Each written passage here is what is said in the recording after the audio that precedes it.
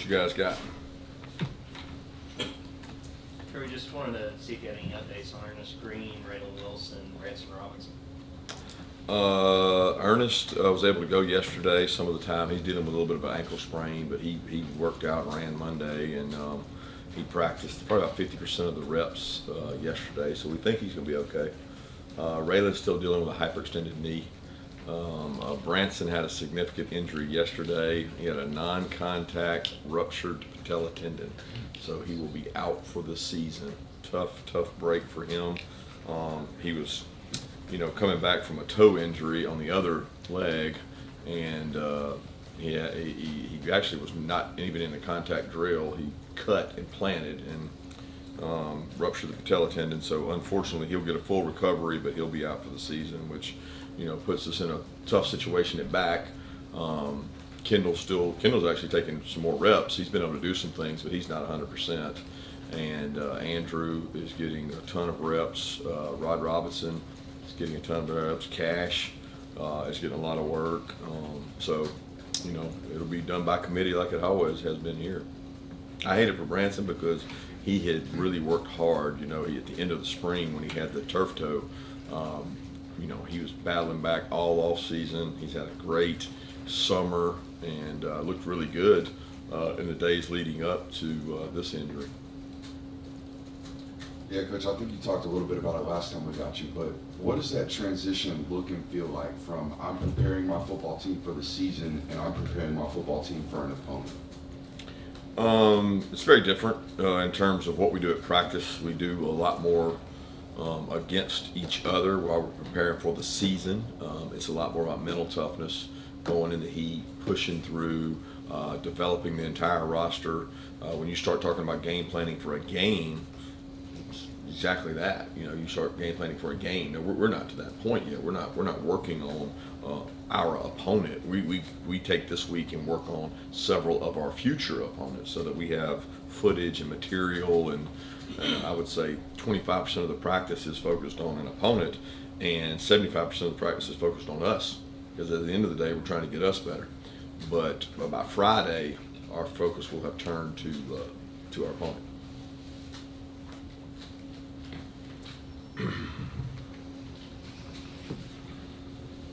Kirby, obviously we're getting a chance to talk to Carson today. The first time as QB1, I just wonder from your vantage point, having gotten to know him real well over these last 4 years, what kind of sort of intangibilities do you see that he has, particularly personality in the locker room and now trying to lead an offense?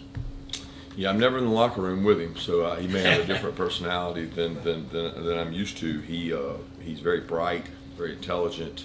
He understands situational football.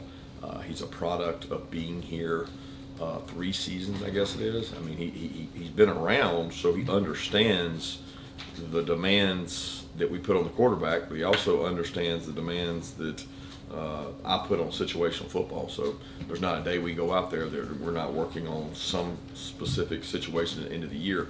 That helps, having been through that and seeing how JT handled it, how Stetson handled it, how other guys handled it.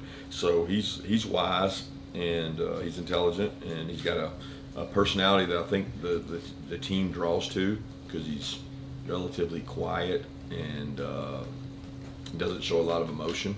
So I think they have embraced him, and he's done a great job in this fall camp.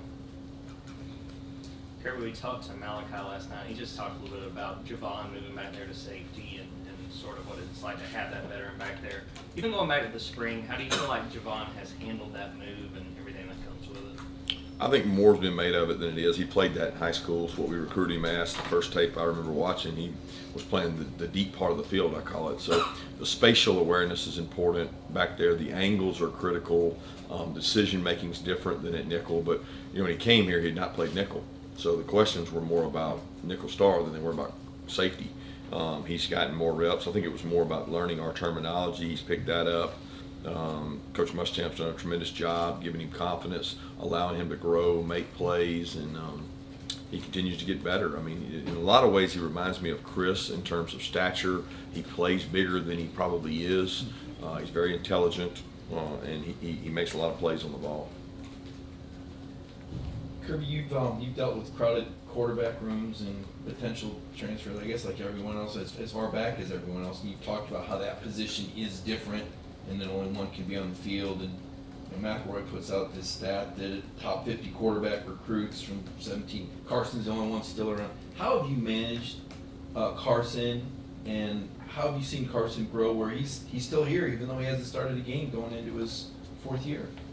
I think that's Carson's question to answer more than anything. We don't try to manage the players or manage that. We coach them, and we tell them that by choosing to come here, we're going to coach you. We're going to coach you and develop you and give you reps. And nothing that we've told Carson or Gunnar or Brock is not the case. We're going to develop you. We're going to give you lots of reps. We're going to guarantee you more reps here than we think you can get anywhere else. And I mean meaningful reps in terms of competitive third down situations, challenging you, growing you, what you want to become as a quarterback, what they want to emulate in the NFL. They're going to get to learn that here. And Carson's seen that. He's seen that every year. And he's been as close as there is to starting, and then as far away as number 2 or 3 at times. And at this point, he's the guy that gives the best chance. So I know he's embracing it, but I don't think he's looking backwards at okay, should I stay, should I go? I just think he's been where his feet are, and he's really grown as a player, and he's had some really good quarterback coaches to work with him. Yeah, Kirby, I think it was either you or one of the players last fall was that Mike Hill was a guy who was always out there getting extra work after practice and things like that. How have you seen him develop, I guess, through the spring and summer going into this year where he's maybe got a lot more expectations and maybe a bigger role to play in the defense as well? Yeah, number one, he is an extremely hard worker, but he has not had extra work in spring and fall because he wasn't able to go. I guess it was a couple days into the spring. I don't know how many practices he got in the spring before we made the decision to go ahead and have his surgery done. And once he had that, he was in the healing stages. He wasn't able to start ramping up until like mid-July. So it's still a conditioning process for him. He has really good toughness. He has really good effort. I think the biggest thing for him right now is, can he play more snaps stamina-wise without the training that some of our guys would have had over the summer. So we're trying to increase his ability to play more snaps because we certainly need him to play as many as he can. Kirby, how much does Branson's injury and just kind of change your all strategy going forward? Do you want to develop further down the depth chart so that you're as strong as you can be at running back going into the year, or does it say that you have to live with being more of a passing team? No, I wouldn't. It's not going to affect our run to pass ratio. We have capable backs. He was one of our better backs, and when healthy last year, we think he was kind of coming into his own. He was learning how to pass protect. He was learning how to do this, and he had a really good spring while he was going. So we were really excited about where he was headed. He was explosive, twitchy, could do some things in pass pro and running the ball that maybe some of the other guys couldn't do. But we're not going to have that luxury. So we have other guys that can do it. I don't think it changes philosophically when you've got Kendall Milton, Dejon Edwards-Cash, and Andrew Paul, who's had a good camp, although he's coming off an ACL, and then Rod. I mean, we've got capable backs there, and we've got people around them to get the ball to. So I don't see that changing who we are offensively. It's just, it probably makes another injury more significant. It makes you rethink, what special teams roles do you want the backs playing, because you got to be aware of at what point there's a drop-off. Kirby, have you settled on a kicker yet? And who is working at the return positions, punt return, kick return? Yeah, punt return, we've done it by committee. I mean, Lad's been back there before. Muse did a good job in the spring, has been back there. Dom has done it both at Missouri, and he's done it here with us since arriving. Anthony Evans, Yazid. So we got 5 or 6 guys working punt returns, kickoff returns. Muse, Dylan Bell, Dejon, Jonell back there. Malachi's been back there. I mean, kickoff returns, probably 6 guys working for 2 spots. Punt returns, probably 4 or 5 guys working for 2 spots. I wouldn't say we've settled on anybody at either location yet as we continue those. And then field goal kicker's been a really tight race. They've both been been extremely accurate outside of the one scrimmage, and we haven't decided yet. Kirby, I wanted to ask you about the offensive line, and specifically the interior spots, Micah, Dylan Fairchild. How have those guys kind of come along through spring and preseason, and how close are they to kind of breaking in and earning some snaps there? I know you guys have rotated on the offensive line side. Yeah, both Dylan and Micah have had tremendous springs and fall camps. Micah's been a little dinged up, so he's missed a few reps in and out, but he's really significant on trap plays and pulling plays. He's physical. He doesn't shy away from contact. He gets movement. Again, he needs to improve his stamina to be able to play to the level of a starter consistently every snap. Dylan's had a great camp. Dylan's worked at tackle and guard, and he's done a great job. He's really physical. I think he's kind of come into his own where he's one of our strongest weight room players, and you can see that taking effect with the offensive line. I mean, I look at those two guys as starters, and they can play and roll and play in there with those other guys. Kirby, how have you seen Dane Ilon Morrison kind of come into his own, coming back, from his suspension? Denial's done a good job. He's dealing with a little bit of a growing injury right now. He had a sports hernia on the other side, and he had a growing yesterday that started bothering him. But the first couple of days he's been out there with us, he's done a really nice job and competitive, tough. He brings something to the receiver room in terms of physicality, but probably haven't had the whole body of work that we've had with the other players to judge it. Kirby, we talked to Dominic Lovett here shortly, and what was it that you identified from him that made you want to seek him out as a transfer when it's obviously you're not taking too many transfers into the program? Well, we felt like he gave us a depth and gave us a playmaker at positions that we needed it. I mean, we were going to lose some good wideouts last year. We lost a couple in the last couple years, and we played against him. So we had seen him in high school. We knew about him in recruiting. We saw what he did to us when we played him, and just felt like he was a really good player and a good asset to the program. And once we were around him and knew what kind of person he was and his family, we thought he was a good fit and a good match. And he's been just a tremendous blessing. I think he'd be the first to tell you the demands and what we're asking him to do every day at practice is taxing him more, but it's making him a more hopefully going to be a more complete player, which is what he wanted. Yeah, you've coached obviously a lot of great players in your time, both at Georgia and Alabama. And with Brock Bowers in particular, guy does everything right, great competitive excellence. How does him being as great as he is maybe challenge you or push you to be a better coach to try and get the most out of a guy who just intrinsically always seems to do that? Yeah, I think you would see that with Coach Hartley and Coach Bobo a lot. For me, it's not so much about just Brock, it's about our team and how can I provide that same service to every player on the team. I think if you ask Coach Hartley that question when he was up here, and he'll tell you the guy challenges him every day because you're trying to create ways to make him better. And he's certainly at his best for a long time and longer than most players can sustain because he's in really great shape and he's tough and he's competitive. And then our offensive staff is charged with finding ways to, be creative to use him that maybe the defense isn't used to. But for me personally, he's a guy on the team that leads by example. And if every player could take care of their body and work as hard as he did, we'd be in a phenomenal place. Following up on the O-line, Coach, obviously a transition at either tackle, but much less both, is usually a pretty big deal for an O-line. But it seems like every turn we've asked about it, there's a lot of confidence in Amarius Mims and the two guys that are working primarily over at the left tackle. Can you just talk about how you feel about that transition and Mims in particular, sort of making that step to being kind of the guy, it seems like?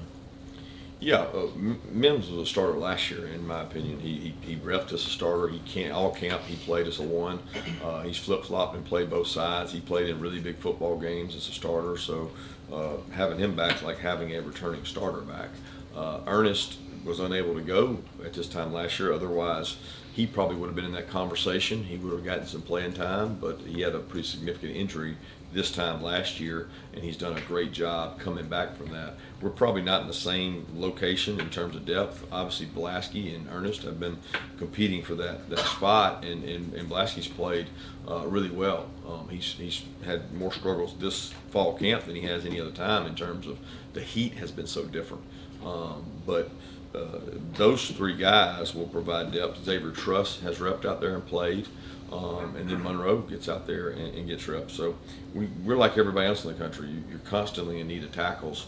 So we've tried to rotate guys and make sure that we have a fourth and fifth and sixth answer should we need that. Kirby, how have you seen Malachi grow as he goes into his second season, and what are the next stages of that development that you want to continue to see? Yeah, the next stages are more leadership, more vocal, which is not natural for him. He's a quiet, intelligent, very consistent kid. I think it's important that a guy like himself that never had to go through the struggle of fighting to earn things. I mean, he came in and he was talented, and we needed him. So, if we had 2 returning starters and he couldn't have beat one of them out, then he wouldn't have been in that position. He would have had to struggle through what some of our other players struggled through. He didn't get that. So the struggle for him is, how do I consistently work to get better and not be happy with where I am? And he's not wired that way. He's a hard worker, and he's very conscientious, comes from a great home, and I don't think that'll happen. But we as coaches have to keep, we owe it to him to make sure he gets better each and every day. Kirby here to your left. I know every team and every season is unique, but given the backdrop of the last 2 years, what have you learned sort of in terms of preventing guys from having sort of this sense of entitlement going into the season? And then I'll have a follow-up. You're asking what now exactly? Well, in terms of the difficulty sometimes in motivating guys who, given the last 2 years, might have some sort of sense of entitlement. Yeah, I worry about complacency every day. There's not a day that I don't go out on the field that I don't worry about it, but you look for it, and you look for signs of it, and it's like a fire. You try to stomp it out. You don't allow it to happen if you can help it. What prevents that from happening? Well, competition is the first way. Second way is acknowledging it and confronting it, and then the third way is mentally making sure they understand that you're not going to get the same team week in and week out that you might have gotten had you not won to. So, we try to visually paint a picture for our players to see that, and we tell them that the biggest threat we have, the biggest opponent we have the entire year is Georgia. And I think they respect that, and we spend a lot of time trying to cover that, and we do that regardless of what we did the previous year. So it's all about what we do and not really what our opponents do, and that's how you avoid the complacency factor. Got time. 2 more questions? And then a quick follow-up. You faced a situation maybe to a slightly lesser degree last year, but after the second championship, some things were said by players about nobody thought we were going to win.